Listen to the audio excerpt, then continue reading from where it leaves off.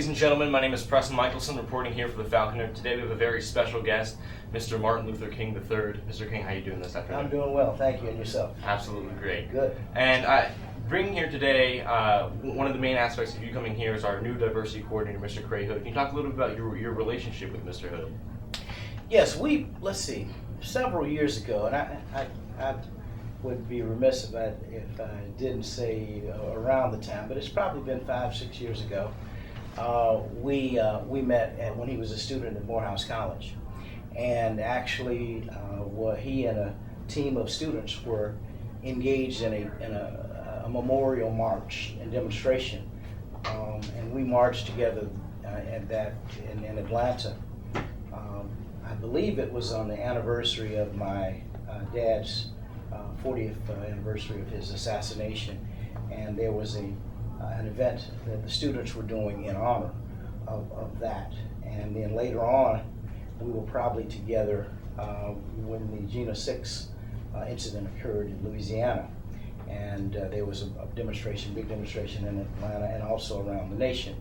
And so as an activist, Mr. Hood was an activist, and so I was honored when he shared that he had a position here at Palmer Trinity, and asked would I come to address the students, and so that's the context of what I'm here today. But I would also say that whenever I have an opportunity to address young people, particularly around the message, the Kingian message of my dad, and what that legacy represents, I'm always honored and humbled to engage.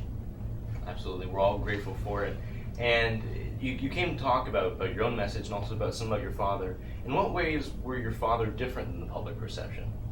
Well, the primary public perception of my father as a leader was always very serious, and he was certainly very serious. But he had a humorous side of him that the public generally does not know about. And in fact, when he and his team were together, they often were I don't want to say cracking jokes, but they would joke about things. And as I think about it in retrospect as a child, and I'll give one quick example. Once they were in a community in Alabama or Mississippi, and my dad said to one of his top lieutenants, Dr. Abernathy, why don't you lead us in prayer? And jokingly they said, yeah, well, that day things were so traumatic. There was so much going on. They said, Ralph, I believe you prayed with your eyes open that day. And I think the seriousness of what they were embarking upon was so incredible that they had to find a way to make light of it, because quite frankly, any day of the week they could have been killed. Dad used to get, I should say at our home, we would get calls constantly, people threatening Dad's life and our family's life. And as children, we were insulated from that. But you can still, even though you're insulated, you can still feel the tension through the behavior of your parents. And on top of being Martin Luther King's son, you also share his name. In what ways has that influenced you in life? Carrying my father's name is certainly it's an incredible honor, but it's an humbling experience. What I'm thankful for is how my mom raised me, because quite frankly, if I was to attempt to duplicate who my father was, I would fail miserably. My mother used to tell me and my siblings, be your best self. She told me I didn't have to go to Morehouse College. Dad went to Morehouse at 15 years old, but I did. She told me I didn't have to be a minister. Well, I haven't felt the calling to the ministry in a traditional sense, although the work that I do is a ministry.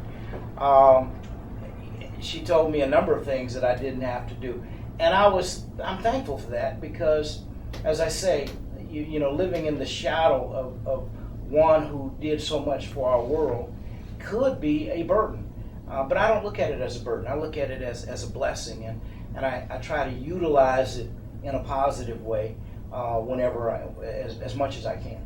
And you talk about how much you did for the world. Where do you think we would stand right now if it weren't for the efforts of your father? Well, I would like to think that had it not been my father and his team, there may have been someone else. But, none of us know. I mean, it's just a projection. What I would say is had he lived, and a number of others. I mean, in the 60s, we lost, just to name a few, we lost, and this is during the whole decade of the 60s, we lost Martin Luther King Jr. and Malcolm X and Medgar Evers and John and Robert Kennedy, just to name a few. And had all of them lived, our world would be dramatically different than it is today. If Dad had just lived, we would probably have a different kind of world. Maybe we would be beyond tolerance. Who knows? So I think that his legacy, his life, inspires people constantly around the globe. The King holiday is observed in the United States, but in over 100 countries around the world. The I Have a Dream speech is probably one of the best known speeches really in the world, bar none. And that's because of what that message resonates with people around the world. And our final question here, what ways can the world, and even in this setting, high school students do to promote equality and diversity in their day-to-day lives? Well, I think, number one, the first thing is exposure. It's good that the diversity is on the horizon. But I think there are experts who teach diversity, who teach human relations, and who teach sensitivity. Those are three different areas: diversity, human relations, and sensitivity. And I would hope that the institution itself, Palmer Trinity that is willing to engage and bring professionals in so that students can be exposed to every last one of those aspects. Then the other thing is, every year during the King holiday we engage in service activities. Generally you'll have, 1 million plus people around the nation involved in service. But the reality is it shouldn't just be the King holiday. We should be engaged in service throughout the year. If millions of people were engaged in service every month, we'd have a different world. And see, the amazing thing is, by and large, we as Americans are wonderful people. You notice that whenever there's a crisis, we roll up our sleeves and come together and we support. Whether it's a hurricane or a tornado or a tsunami or a tragedy like in Newtown, Connecticut, Americans come ready to respond to help, want to make a difference. That's the beautiful part. But what happens is, when the crisis goes away, we go back to our corners.